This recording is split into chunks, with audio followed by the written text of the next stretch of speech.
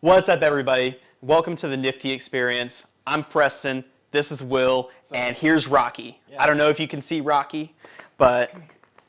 What's up, buddy? Yeah. Rocky is 3 years old. I just recently adopted him from a foster service here in Dallas, Texas, and he's just the best. And he loves Preston. This is his first day meeting Preston, actually, and he loves him. It's great. You're like his long-lost uncle. He really likes slobbering in your beard. He really loves it. Good boy. All right, Rocky, down. Down. Good boy. Good boy. All right, so in the last couple episodes, we've talked a whole lot about content and social media.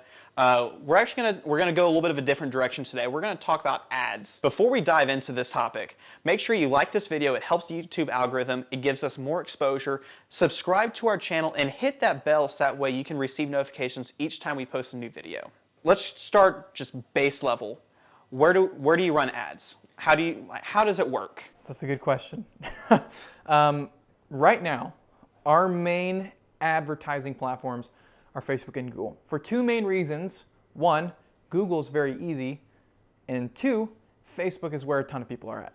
I mean, theoretically, Google also has pretty much anybody that has, internet service, but it is the largest search engine in the world. That's fine. But the reason why we have a little bit of both is because Facebook's a social platform. Just like you said, Google is a search engine. And being able to have a combination of powering the largest social media platform with the largest search engine, from a very base level, that's why we use both those platforms.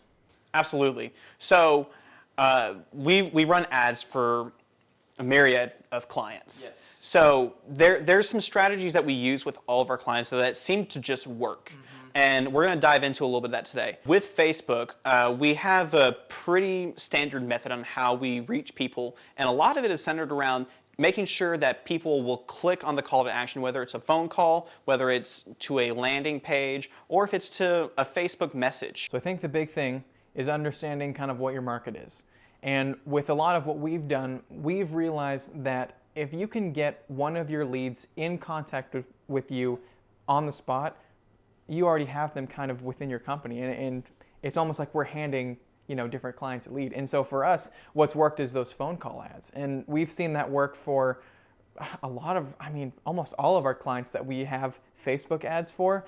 If we have, a messenger campaign or we have like a video views campaign, the phone call ads, the basic traffic campaigns that send somebody to someone's phone, those work exceptionally well.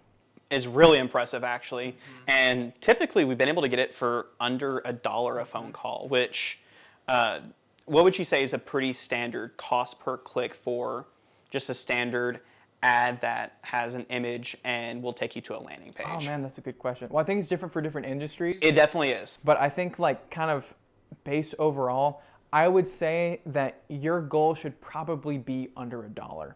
And, that's different for how big you're targeting. But this is for if your audience that you're targeting, because Facebook gives you a number of how many people are going to be in your audience that you're targeting.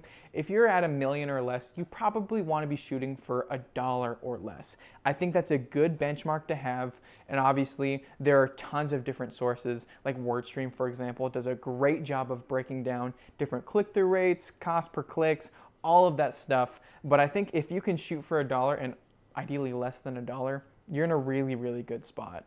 Absolutely. I think that's really good. With the way that Facebook has worked, they're creating new ad strategies all the time. But one thing that if you're selling a product, I think the big thing is to target people who have made a purchase from a Facebook ad in the last 90 days. Because that's actually a metric that you can target, is that people that will actually purchase something directly from an ad. Yeah, and on top of that, there's also a way to target people who historically have been engaged shoppers on Facebook. And so one of the things that I think is great with Facebook is the targeting potential that you have with Facebook. And Google gives you some access to be able to target different types of ideas, different types of interests. Just like Google Analytics will give you certain interests that your users and sessions are reporting back to you. But with Facebook, you can target people based on their income. You can target people based on if they have pets. Obviously, you can target age, culture, all that stuff. But I think the thing that makes Facebook so interesting, like you said, is being able to target people that have purchased something. Absolutely. And that level of retargeting, it makes it to where you don't have to know a lot of the science behind retargeting to your audience. It's just there right in front of you. Absolutely. I think we're going to have to save retargeting for another episode because you can probably do 2 or 3 episodes worth of retargeting. Yeah. But you mentioned Google. Mm-hmm. There are so many different ways that you can advertise on Google. And we're really with Facebook, we scratched the surface because we just talked Google. We just talked Facebook. Because you can also advertise on Instagram. You can also advertise on WhatsApp as well, along with Messenger, which we touched on. But with Google, it's a little bit more cut and dry. You can do search ads, you can do display ads, and you can do YouTube ads. To an extent, I would say that one of the most underrated ad types right now that, in my opinion, will probably take off in 2022 is Google Shopping ads. And there's one reason for that. I think that Google, with as powerful... So I guess we're having hailstorms, not ice storms now. Let's go. Okay. So as I was saying, Google is such a powerful search engine. And I think the technology that they have, it's going to make it to where if you have a product you sell, Google's going to be able to put that product in front of people you would have otherwise never been able to reach. They have an amazing way of utilizing their smart display technology. But I think once that technology kind of fiddles its way into the shopping category, there already is a little bit of that. There's a little bit. Yeah, but I think once it gets to the point to where,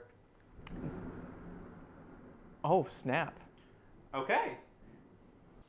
It's really interesting because there's a lot of data that suggests that if you are running search ads on Google, you are, I believe it's about 50 or 60% more likely to get a purchase than if you're in organic spots 1 through 3. Mm-hmm.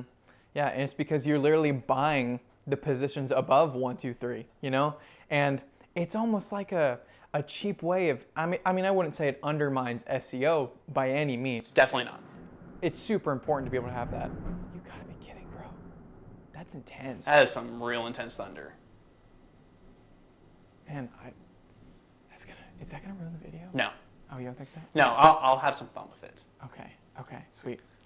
Yeah, so you're not undermining SEO if you take up those spots, but that's where the eyes are going to go first, And as great as it is to rank on the first page of Google, and as important as that is, you want to also be able to capitalize on having really good bids when it comes to search ads and figuring out which shorter, broad keywords and specific phrases and long-tailed keywords are going to work for you in your business. Absolutely, and that comes with a lot of research. And if you are a small shop and you don't necessarily have a marketing department, it definitely helps having someone that understands how ads work and being able to search for those keywords. That way, you're getting the most value for the advertising money that you're spending. Absolutely, yeah. So let's look at this broad scope. So let's say that you are a business and you're just now starting to dabble into advertising. Mm-hmm. You have Facebook, you have Instagram, you have Google, you have YouTube. There's a bunch of other ways that you can advertise as well. If you were to do just one, which one would you do? Yeah, that's a good question. I think it depends on the goal you have for your business, because everybody has different stages in the life cycle of your business. Whether if you want a whole bunch of leads and you just want to get people into the virtual doors of your store, then you probably should do something to where you're doing those call ads, for example, on Facebook, because you want to get people on the phone buying whatever service or product you can offer. if you're kind of new and you have a little bit of a smaller budget, you might want to start with doing some cost per view ads on YouTube. That way you can get some very, very cheap traffic and be able to get thousands of views by not really spending all that much money in terms of, you know, advertising.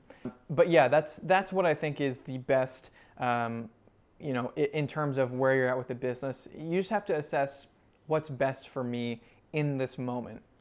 All right, so I want to go very basic here. We're going to talk about a Facebook ad, and it's going to reach people to make a phone call. Okay. What makes a good ad? I think if you want people to immediately engage with your ad, you want to have a good video, most likely in terms of Facebook in this instance. Is if someone can see a video that they relate with, along with whatever ad copy you have in your headline, in your description, if people can resonate with that video, I think sometimes the ad copy almost isn't as important as really having that good content to hook people in. Because part of this whole advertising kind of song and dance that you play with, you know, potential clientele is you want people to click on your stuff. And if you can figure out how to get a good click-through rate by maybe a certain type of, you know, clickbaity headline in the beginning of your video is what drives people in. Something as basic as that can work. Or if you have a really killer product that is super unique and different from anything anyone else is doing in your industry, showcasing that as your headlining part of your video, that is also going to be a great way for people to be like, hey, I saw this thing on Facebook. What is that? Can I buy it? Can I have 100? Cool. You know? I think that's a really great point. And if you're struggling on what kind of content would make sense, you should go back and watch episode 2, and this will give you a whole lot more information on what makes good quality content. Mm-hmm. Well, I think that pretty much sums up ads, just at a very base level. Yeah. Man, this was really good, and I think we need to touch on this a whole lot more in coming episodes, because we can talk about retargeting. We can go more in depth on Facebook ads, Instagram ads, Google ads, YouTube ads. There's a lot more that's coming in the pipeline.